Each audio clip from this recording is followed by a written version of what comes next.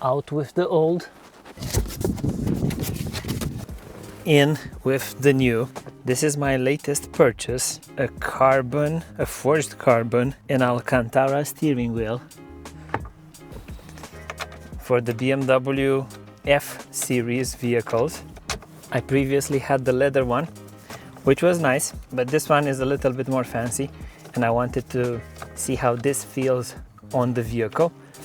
If you want a step-by-step video on how to remove the steering wheel and install the new one, there is one available on the channel. Links will be visible on the screen.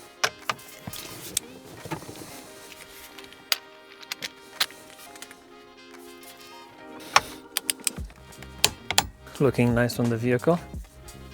I bring in the airbag. Of course, when you're doing this, you make sure that the battery has been disconnected.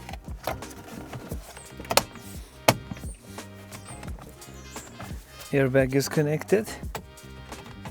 And this is how the steering wheel looks on the BMW F10.